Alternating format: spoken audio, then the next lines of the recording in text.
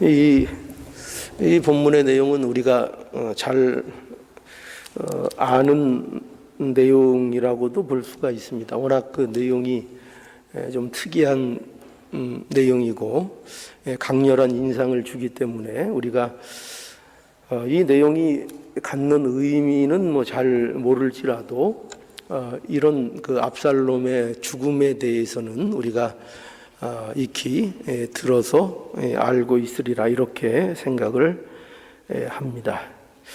뭐 읽은 바와 같이 오늘 이 본문 속에는 압살롬의 죽음이 기록되어 있고 그리고 그 죽음에 대하여 다윗이 몹시 비통해하는 그런 내용을 오늘 본문이 기록하고 있습니다. 여기 우리가 우선 이 내용을 볼 때에 우선 눈에 들어오는 것은 무엇인가 하면 이 압살롬이 죽게 되는데 이 죽음이 굉장히 황당한 죽음이라는 것이 우리의 눈에 들어옵니다. 그래서 그 구절을 보면은 압살롬이 다윗의 신복과 마주치니라. 압살롬이 노새를 탔는데 그 노새가 큰 상수리 나무 번성한 가지 아래로 지날 때 이 압살롬의 머리털이 그 상수리 나무에 걸림에 저가 공중에 달리고 그 탔던 노새가 그 아래로 빠져 나간지라. 굉장히 그야말로 어이가 없는 그런 상황이 이제 발생을 하게 된 거죠. 이 압살롬이 다윗의 신복들과 마주치게 되었는데 아마도 노새를 타다가 도망가는 그런 상황이 아니었나 싶습니다. 그런데 큰 상수리 나무 무성한 그 가지 아래를 지날 때에 그 머리털이 그 상수리 나무에 걸려서 그저 이 공중에 대롱대롱 매달리고 이 노새만 쑥 빠져 나가는 이런 이제 모양이 되어 버린 것입니다. 그래서 결국 이렇게 매달려 있다가 그 요압과 그 요압의 병기든 소년들의 손에 의해서 무참하게 이제 죽게 되어 버리죠. 이런 그 압살롬의 황당한 죽음을 이제 보게 됩니다. 이 죽음이 우리에게 가져다주는 어떤 뭐 교훈이라고 할까요? 그런 면이 좀 있는 것 같습니다. 그건 뭔가 하면은 이 압살롬은 성경에서 계속 표현할 때에 그를 어떻게 묘사했는가 하면은 굉장히 외모적으로 아름다운 자인 것을 그것이 굉장히 칭찬거리가 되고 사람들에게 매력 있는 자로 이렇게 보이는 그런 자였다는 것을 이제 그에 대한 묘사로 성경이 자주 사용하는 것을 우리는 이미 봤습니다. 그래서 그 사무엘하 14장 25절에 보면은 우리가 한번 확인을 해볼까요? 14장 25절 온 이스라엘 가운데 압살롬 같은 아름다움으로 크게 칭찬받는 자가 없었으니 저는 발바닥부터 정수리까지 흠이 없음이라 하면서 그의 그런 아름다움에 대해서 이제 구체적으로 얘기한 대표적인 것이 무엇이었는가 하면은 26절에 그 머리털이 무거움으로 연말마다 깎았으며 그 머리털을 깎을 때에 달아본즉 왕의 저울로 200세겔이었더라 라고 해서 그의 아름다움의 대표적인 게 무엇이었는가 하면 그가 머리털이 굉장히 풍성한 그런 외모를 가지고 있었던 것으로 이렇게 성경이 말씀하고 있습니다. 그러니까 오늘날도 그 머리털이 많은 게 그게 아름다움이 맞죠, 그죠? 이게 머리가 풍성하고 숱이 많고 없는 것보다 그 나이가 들어도 저도 벌써 이렇게 숱이 없어서 환한 데에 나가면 이거 훤히 다 보이는데 그 숱이 많은 이런 그러니까 풍성한 어느 정도로 많았는가 하면은 이 나무의 가지에 그것들이 걸려서 그거를 이렇게 풀어낼 수 없을 정도로 굉장히 머리숱이 많이 있었던 그런 모습이었던 것으로 이렇게 생각할 수 있습니다. 그런데 여기 보면은 그의 죽음이 이 그의 아름다움을 대표할 수 있는 이 머리털이 원인이 되었다라는 것이 굉장히 우리에게 좀 이렇게 눈을 이렇게 떠서 보게 하는, 그렇죠?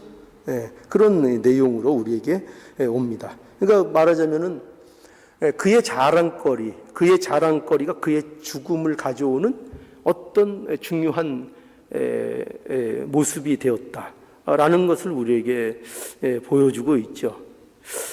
그래서 우리는 이것을 어떤 교훈을 우리가 이 말씀 속에서 좀 생각해 볼 수 있는가 하면은 결국 하나님을 떠난 자의 허망함을 우리는 이제 발견하게 되죠. 하나님을 떠난 자, 그러니까 그것이 아무리 아름답고 아무리 자랑거리가 된다고 해도 그런 것이 있다고 해도 하나님이 없는 인생에게는 그것이 무엇이 되는 겁니까? 그것이 결국 죽음을 불러오는 것에 불과하다는 그 모습을 어떻게 보면 우리에게 보여주는 것 같습니다. 그래서 우리의 인생에도 그런 게 많이 있죠.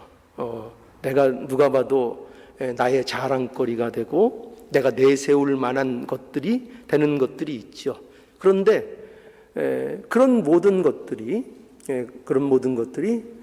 하나님이 나와 함께하지 아니하시면, 하나님 없는 인생이 되면 그 모든 칭찬받는 거, 그 모든 자랑거리, 모두 나를 빛나게 했던 그 모든 것들이 오히려 나를 죽게 하는 것들에 불과하다.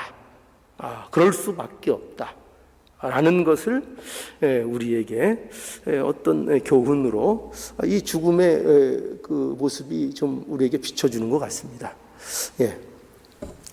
그러나 중요한 거는 사실 이 문제를 제가 말씀드리려는 게 아닙니다. 이거는 이제 그런 교훈이 이런 내용 속에서 이제 발견될 수도 있다라는 것을 말씀드리는 것입니다. 그런데 중요한 사실은 어쨌든 압살롬이 이제 죽었다는 사실입니다. 압살롬이 죽었고, 그리고 반란은 진압이 되었습니다. 그러니 여러분 보십시오. 명확하게 압살롬이 죽었고 그의 반란이 진압이 되었다는 것은 명확하게 누구의 승리가 확정된 것이죠. 이것은 다윗에게 있어서 승리가 확정된 것입니다. 그런데 오늘 본문에 보면은 승리에는 기쁨이 따라야 되겠죠. 그런데 이 승리에는 기쁨이 없습니다. 이 승리에는 기쁨이 없고 다윗은 마치 이 전쟁에 아무런 관심이 없는 자처럼 여기에 묘사들이 되어 있습니다. 그러니까 이 본문의 말씀들을 보면은 다윗이 압살롬과 그 압살롬의 죽음에 대해서만 관심이 있고 그것에 대해서만 온통 이 모든 내용들이 초점을 맞추고 있지 어떤 승리의 기쁨이라든지 이런 것들에 대해서는 오늘 이 본문에서 전혀 관심을 두고 있지 않다는 것을 우리는 여기서 만나게 됩니다. 그래서 보시면 이 내용들이 어떤 중심으로 흘러가고 있는가 하면은 그 18장 5절에도 보면 이런 내용이 있습니다. 18장 5절 왕이 요압과 아비새와 이때에게 명하여 가로되 나를 위하여 소년 압살롬을 너그러이 대접하라 하니 왕이 압살롬을 위하여 모든 군장에게 명령할 때에 백성들이 다 들으니라. 지금 전쟁을 하러 나가는 군대 장관들에게 왕이 하는 얘기가 뭐냐면 가서 열심히 싸워라. 어떤 수단과 방법을 가리지 않고라도 승리를 쟁취해라. 저 반역자들을 처단하라. 이런 주문을 다윗이 하고 있지 않고 다윗은 그들에게 뭘 얘기하고 있는가 하면은 나를 위하여 소년 압살롬을 너그러이 대접하라 라는 주문을 하고 있는 것을 이제 보게 됩니다. 자, 이 내용이 어떻게 전개되는가 하면은 또 이런 일에 대해서 12절에 보면 12절 한번 볼까요? 18장 12절. 그 사람이 요압에게 대답하되 내가 내 손에 은천개를 받는다 할지라도 나는 왕의 아들에게 손을 대지 아니하겠나이다. 우리가 들었거니와 왕이 당신과 아비새와 이때에게 명하되어 이르시기를 삼가 누구든지 소년 압살롬을 해하지 말라 하셨나이다. 지금 그 소년 압살롬에 대해서 어떻게 해야 되는가 하는 그 문제를 계속 이제 다루고 있는 것을 보게 되고요. 또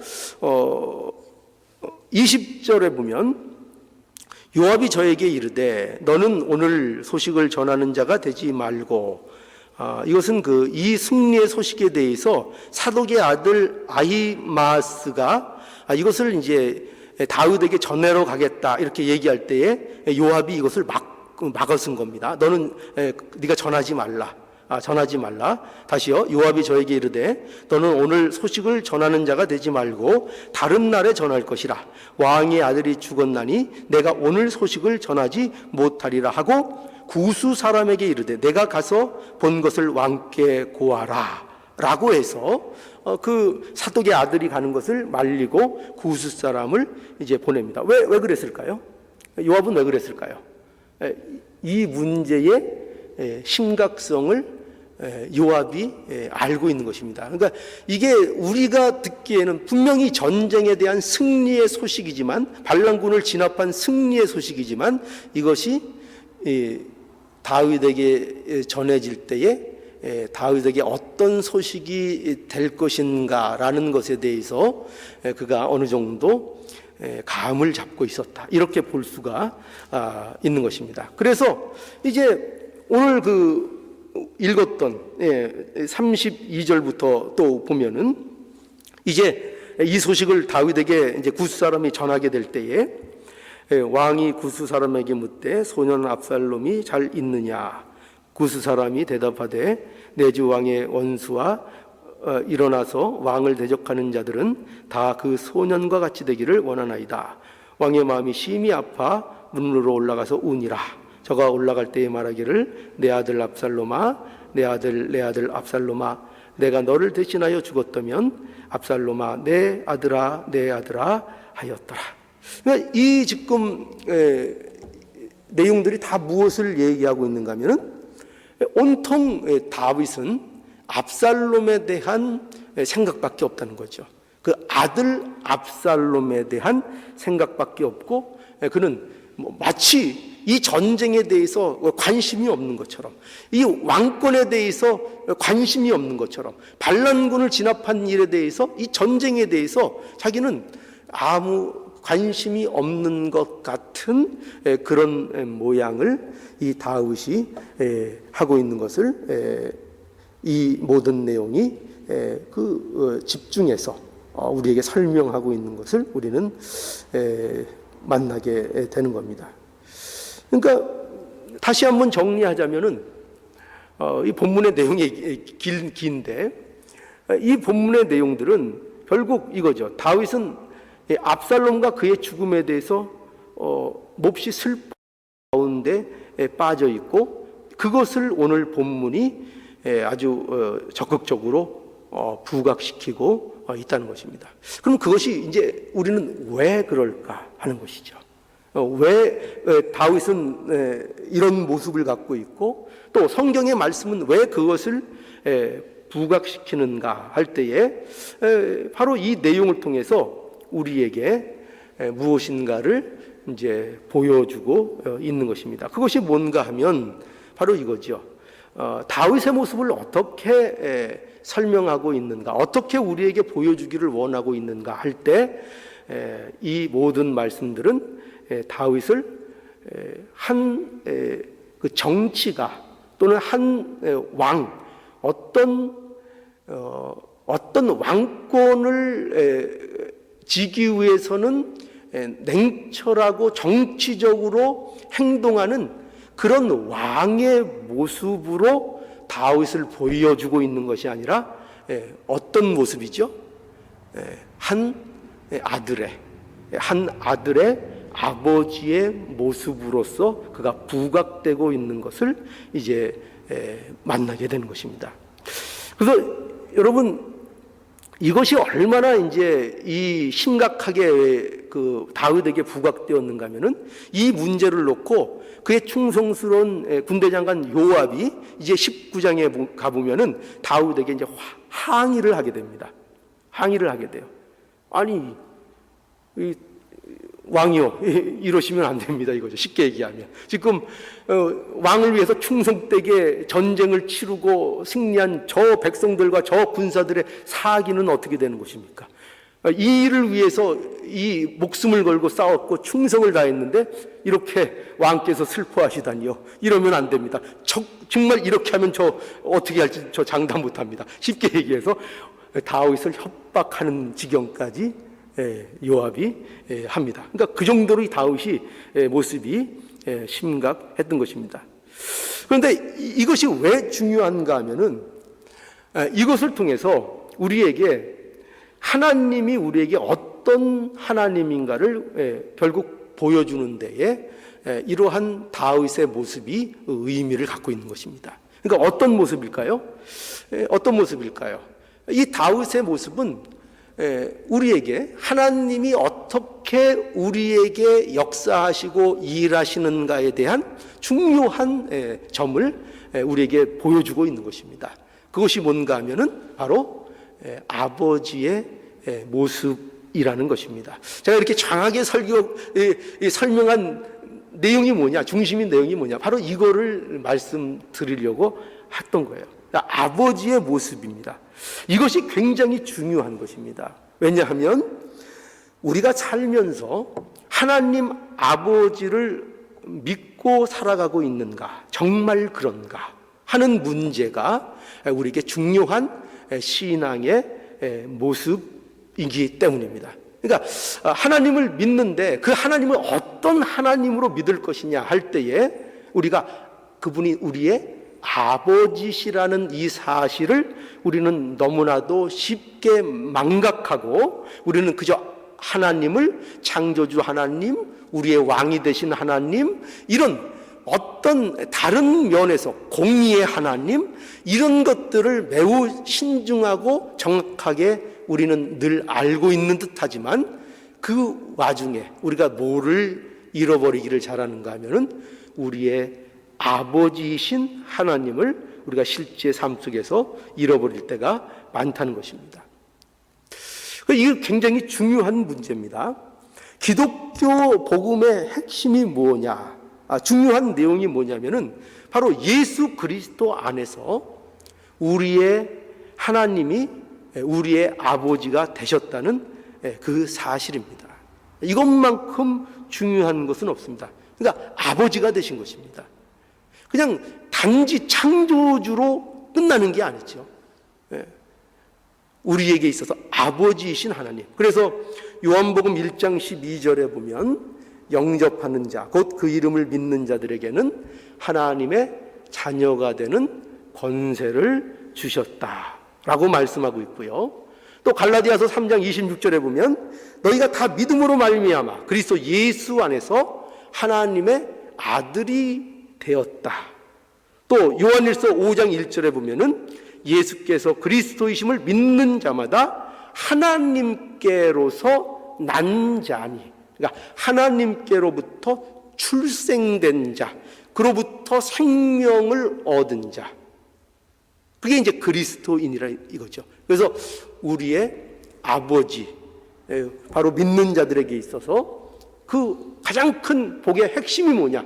예수 안에서 우리에게 이루어진 가장 중요한 핵심이 뭐냐면은 하나님을 우리의 아버지라고 부르고 그 하나님 아버지께 기도할 수 있는 우리의 모습이 되게 하셨다는 거죠.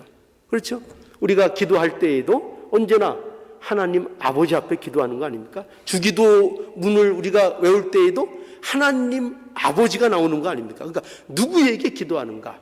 하나님 아버지가 우리의 기도의 대상이 되고 그것이 우리에게 있어서 그리스도인에게 있어서 가장 잊지 않아야 될 삶의 가장 중심이 되는 내용이라는 것을 우리는 알아야 한다는 거죠.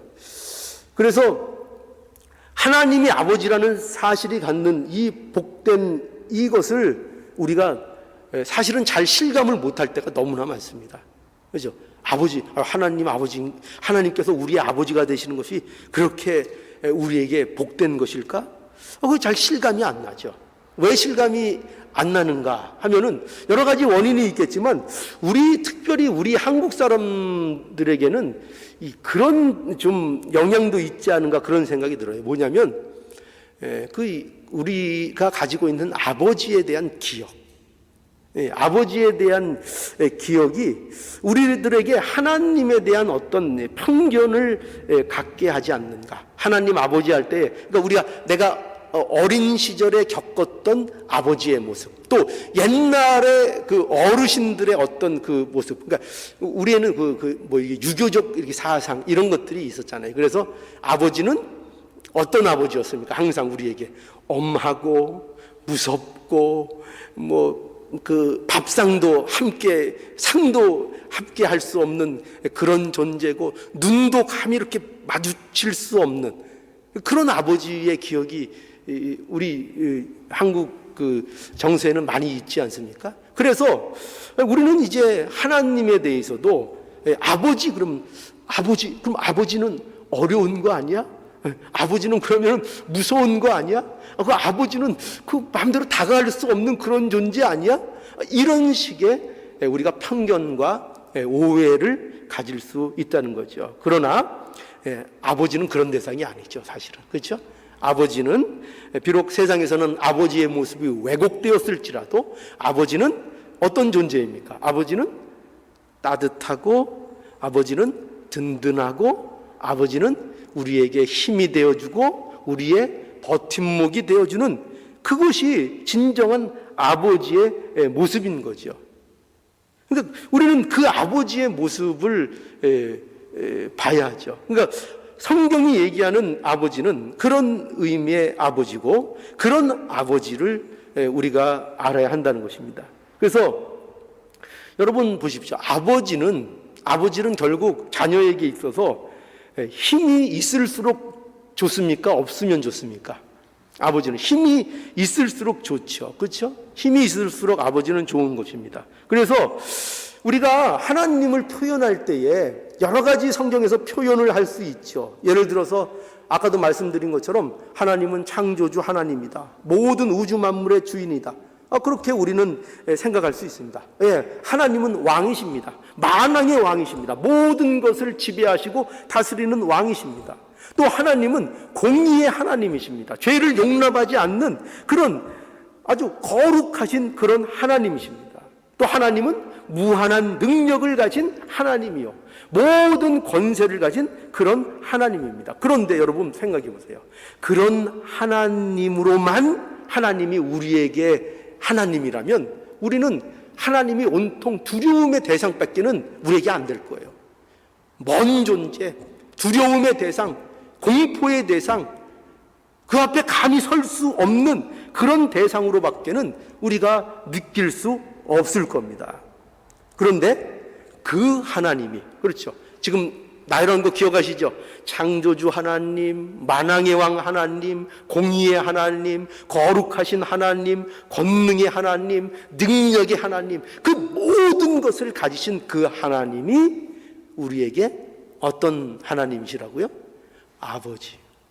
이 아버지, 그 모든 능력과 권세와 모든 것들이 우리에게 아버지시니까 우리는 거기에서 의안과 어떤 평안과 힘과 위로를 받게 되는 것입니다. 만약 그런 분이 우리의 아버지가 아니시라면 그러면 우리는 늘 전전긍긍해야 되겠죠.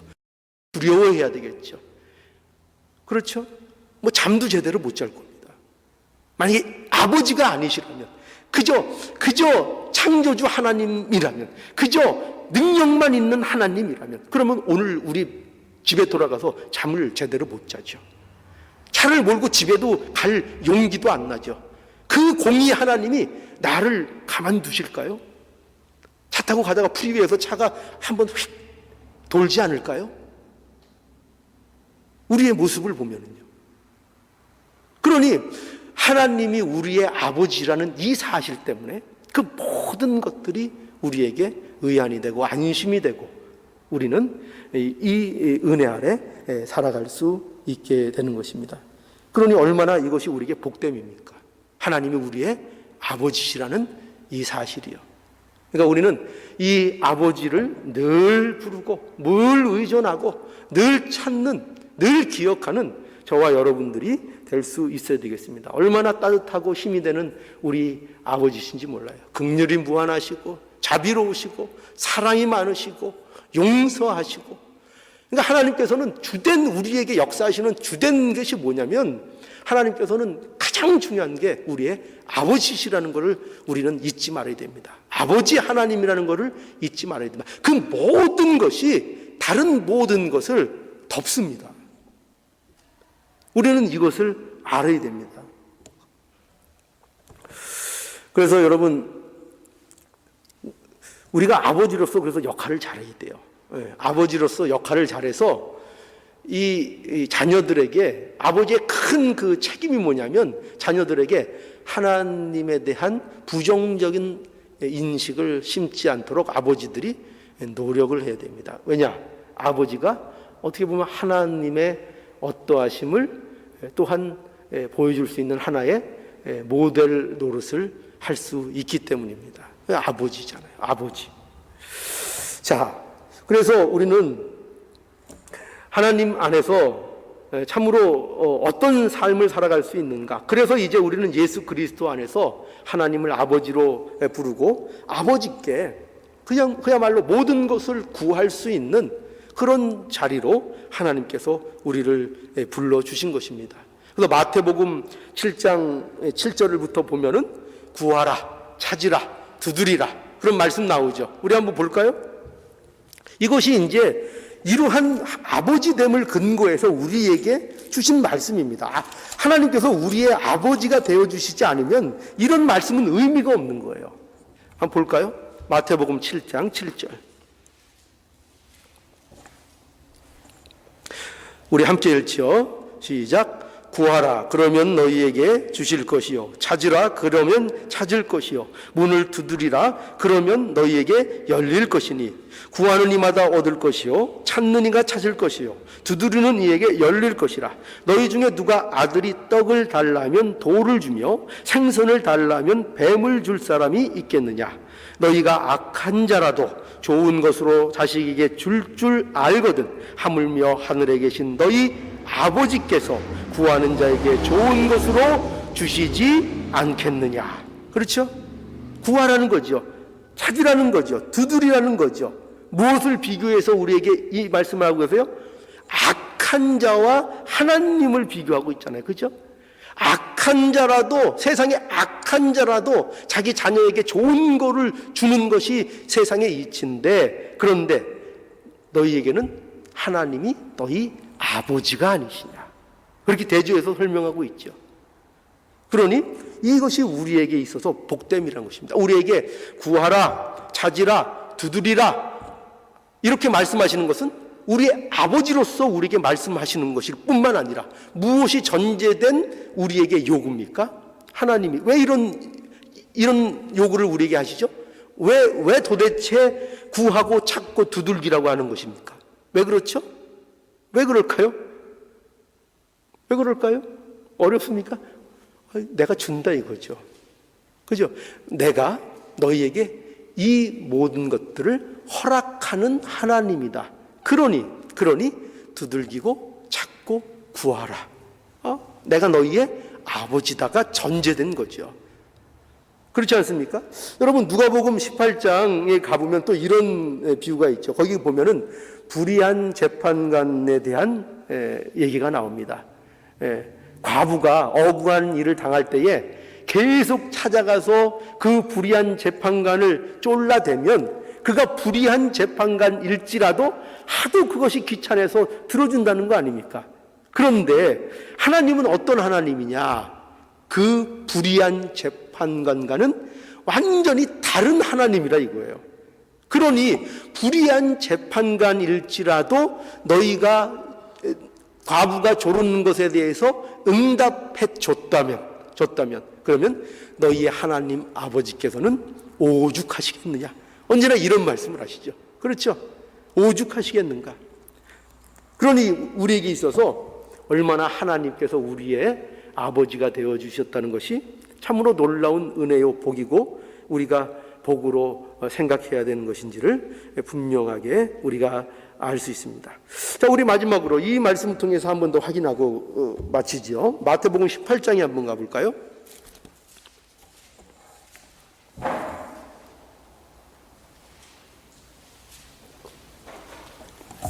마태복음 18장 1절에서 3절입니다.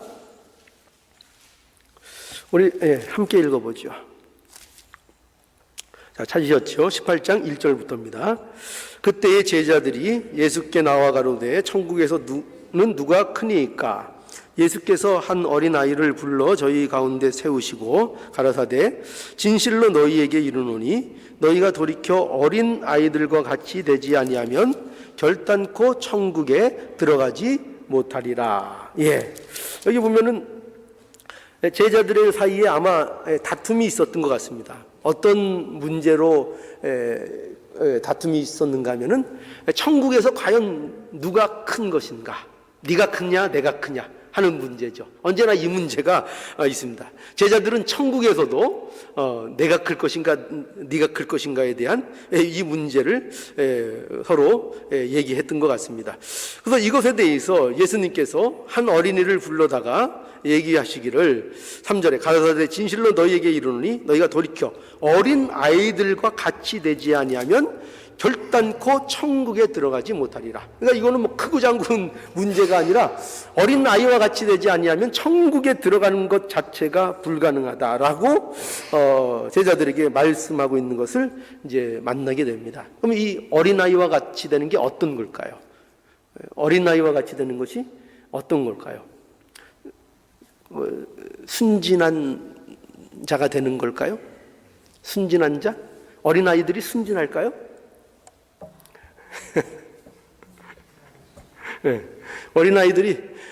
어린아이들도 죄인으로 태어나죠. 어린아이들도 죄인으로 태어나고 어떤 목사님이 그런 말씀을 하세요. 어린애들도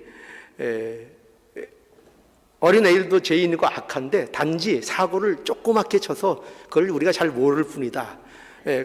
커서 그걸 양적으로 그대로 불려놓으면 어른들의 악함과 똑같다 그래요. 단지 우리의 보기에 너무나 소소한 정도로 사고치고 악독해서 그냥 우리가 웃고 넘어가는 거에 불과하지 그들도 악하다고 얘기합니다. 그러니 그런 의미는 아닌 것 같아요. 순전한 게 아니라 여기에서 어린 아이라는 것은 하나님에 대한 의존을 얘기하는 거예요. 의존성을 아마 강조하는 것으로 이렇게 보는 것이 더 합당한 것으로 보입니다. 그래서 의존하는 것, 의존성. 어린아이들은 어른보다는 의존성이 강하죠. 그래서 우리에게 있어서 바로 하나님 아버지를 의존하는 자의 삶. 그러니까 기독교 신앙을 가진 자들의 삶의 모습이 어떤 모습이어야 하는가 할 때 거기에서 대표적인 모습이 뭐냐면은 그 아버지에 대한 자녀로서의 의존함을 말하고 있는 것입니다. 그래서 우리가 하나님 앞에 절대적으로 의존하는 존재로서 사는 것, 이것이 우리가 신자된 자로서 또 하나님을 아버지로 부르는 자들의 삶의 중요한 모습인 것을 우리에게 말씀하고 있습니다. 그래서 우리 모두가 이 하나님을 절대적으로 의존해 사는 이런 우리의 모습이 되어서 우리에게 허락하신 모든 풍성함을 누리는 저와 여러분들의 복된 삶이 되어야 되겠습니다.